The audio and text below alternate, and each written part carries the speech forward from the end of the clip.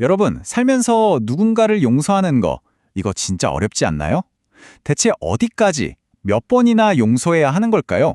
오늘 우리가 바로 이 질문에 대한 답을 마태복음 18장에 나오는 예수님의 아주 강력한 비유를 통해서 좀 깊이 들여다보려고 합니다.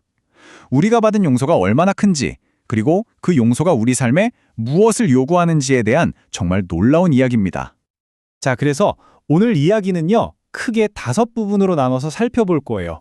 먼저 베드로의 질문으로 시작해서요, 왕이 베푼 상상을 초월하는 자비를 보고 또 용서받은 자의 충격적인 행동을 따라가 볼 겁니다. 그리고 마침내 용서가 왜 우리에게 선택이 아닌 의무가 되는지 그 핵심 진리까지 함께 파헤쳐 보겠습니다. 이 흐름을 따라오시면 비유 전체의 그림이 아주 선명하게 그려지실 겁니다. 자, 이 모든 이야기의 시작은요, 정말 지극히 인간적인, 어쩌면 우리도 늘 궁금해하는 그런 질문 하나에서부터 시작됩니다. 바로 베드로의 질문이죠. 이 평범해 보이는 질문이 어떻게 용서에 대한 우리의 상식을 완전히 뒤엎어버리는지 지금부터 한번 살펴보겠습니다. 베드로가 예수님께 이렇게 묻습니다. 주님, 형제가 저한테 잘못을 하면 몇 번이나 용서해 줘야 합니까? 한 7번쯤 하면 될까요? 아마 베드로는 이 정도면 정말 자기가 엄청 관대하다고 생각했을 거예요. 그렇죠? 이게 진짜 재밌는 부분인데요. 당시 랍비들은 보통 3번까지 용서하면 충분하다 이렇게 가르쳤거든요. 그런데 예수님의 대답은요. 와, 스케일이 다릅니다. 7번을 70번까지라도. 이게 뭐 490번 이렇게 숫자를 세라는 뜻이 아니고요. 그냥 끝없이 한계 없이 용서하라는 말씀인 거죠. 여기서 한 걸음 더 들어가 보면 이게 그냥 하신 말씀이 아니에요. 예수님께서 아주 의도적으로 구약성경 창세기에 나오는 한 구절을 뒤집으신 겁니다. 원래 라멕이라는 사람이 누가 날 건드리면 77배로 복수해버릴 거야 이렇게 외쳤거든요. 그런데 예수님은 바로 그 77배라는 복수의 언어를 가져오셔서 이걸 완전히 정반대로 77배의 용서로 바꿔버리신 거예요. 정말 기가 막힌 전환이죠? 자, 그럼 이제 본격적으로 비유 이야기 속으로 한번 들어가 보겠습니다. 첫 번째로 등장하는 종이 나오는데요. 그가 짊어진 빚이 정말 상상을 초월합니다. 이야기는 바로 이 숫자 1만 달런트에서 시작됩니다. 여러분, 1만 달런트, 이게 대체 어느 정도의 돈일까요? 이게 어느 정도냐면요. 당시 화폐 단위 중에 제일 큰 게 달란트였어요. 그런데 1달란트가 보통 노동자가 20년 동안 벌어야 하는 돈이었거든요. 그럼 1만 달란트는요? 계산해보면 무려 20만 년치 연봉입니다. 20만 년이요? 이건 뭐 한 지역의 1년 세금보다도 훨씬 많고 한 개인이 평생, 아니 대대손손 일해도 절대로 갚을 수 없는 그냥 천문학적인 액수인 거죠. 그러니까 핵심은 이거예요. 예수님께서 왜 이렇게 말도 안 되는 액수를 말씀하셨을까? 이건 단순히 돈 이야기가 아니라는 거죠. 바로 우리 인간이 하나님 앞에서 지은 죄의 빚이 바로 이 1만 달런트처럼 우리 힘으로는 도저히 갚을 길이 없는 어마어마한 것이라는 걸 상징적으로 보여주시는 겁니다. 그런데 정말 놀라운 일이 벌어집니다. 이 종이 조금만 기다려주시면 다 갚겠습니다 하고 사실 말도 안 되는 약속을 하잖아요.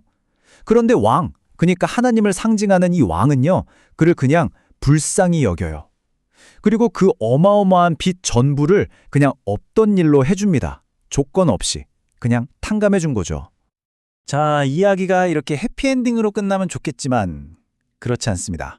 이 엄청난 은혜를 받은 종이왕 앞에서 물러나자마자 정말 충격적인 행동을 하거든요. 그 반전을 한번 보시죠. 그가 길에서 만난 동료에게 받을 돈이 있었는데 그 액수가 바로 100데나리온이었습니다. 방금 탕감받은 1만 달란트에 비하면 이건 뭐 사실 푼돈이나 마찬가지죠. 그런데 그의 행동을 한번 보세요. 정말 잔인하기 짝이 없습니다. 100데나리온, 이건 노동자가 한 100일 정도 일하면 갚을 수 있는 충분히 해결 가능한 돈이었어요. 근데 그는 이 동료를 그냥 만난 것도 아니고 일부러 찾아가서 멱살부터 잡습니다. 그리고는 당장 돈 갚아 하고 몰아세우죠. 더 기가 막힌 건 그 동료가 자기가 왕 앞에서 했던 거랑 똑같이 제발 참아주세요. 제가 다 갚겠습니다 하고 애원하는데도 그냥 무시하고 감옥에 던져버려요. 자, 이제 이 비유의 하이라이트입니다. 이 두 빚의 규모를 눈으로 직접 비교해보면 이 이야기가 우리에게 말하려는 심오한 진리가 아주 선명하게 보일 겁니다. 이 그래프를 한번 보시죠. 정말 충격적이지 않나요? 우리가 하나님께 탕감받은 빚, 저 1만 달란트를 60만이라는 숫자로 표현한다면요. 우리가 다른 사람에게 도저히 용서 못해라고 하는 그 빚, 100데나레오는 고작 숫자 1에 불과하다는 겁니다.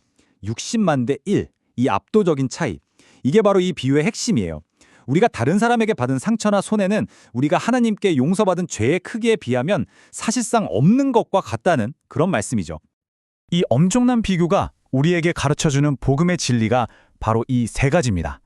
첫째, 우리는 하나님 앞에 60만짜리 빚을 진 죄인이라는 것. 둘째, 우리 힘으로는 그 빚의 1도 갚을 능력이 없다는 것. 그리고 마지막 셋째, 그렇기 때문에 오직 하나님의 일방적인 자비와 은혜만이 우리의 유일한 희망이라는 사실입니다. 자, 이제 마지막 파트로 넘어가겠습니다. 그렇다면 이 엄청난 비유가 오늘을 살아가는 우리에게 구체적으로 무엇을 요구하고 있을까요? 그 적용점을 한번 명확하게 짚어보겠습니다. 왕이 돌아와서 그 악한 종에게 이렇게 말합니다. 내가 너를 불쌍히 여겨준 것처럼 너도 내 동료를 불쌍히 여겨주는 것이 마땅하지 않으냐? 여러분, 이 질문은 사실 그 종에게만 하는 질문이 아니에요. 바로 하나님의 용서를 경험한 우리 모두에게 던져지는 질문입니다. 여기서 마땅하다는 단어에 주목해야 합니다. 이게 원어로 보면 그냥 그렇게 하면 좋겠다는 권유가 아니에요. 반드시 그래야만 한다. 그게 너의 의무다. 라는 아주 강한 뜻을 가지고 있습니다. 다시 말해, 우리가 하나님의 그 큰 용서를 받았다면 이제 다른 사람을 용서하는 건 더 이상 선택사항이 아니라 반드시 해야 할 의무가 된다는 겁니다.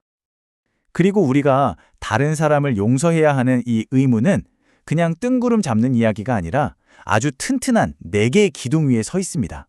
바로 십자가에서 우리 죗값을 대신 치르신 그리스도의 희생, 그분의 완전한 순종, 그리고 우리를 향한 하나님의 끝없는 사랑과 자비. 우리가 용서할 수 있는 힘은 바로 여기서부터 나오는 겁니다. 내 힘이 아니라요. 그리고 예수님께서는 이 비유를 마치시면서 결정적인 한마디를 덧붙이십니다. 용서는 그냥 입으로만 형식적으로 하는 게 아니라 마음으로부터 해야 한다는 것. 진심으로, 중심으로부터 용서하라는 마지막 명령이죠. 오늘 말씀을 마무리하면서 우리 자신에게 이 질문을 한번 던져보면 좋겠습니다. 나는 과연 하나님께 받은 그 60만 대 1의 용서, 그 값을 매길 수 없는 은혜의 가치를 정말로 기억하면서 살아가고 있는가? 이 질문 앞에 정직하게 서보는 저와 여러분이 되기를 바랍니다.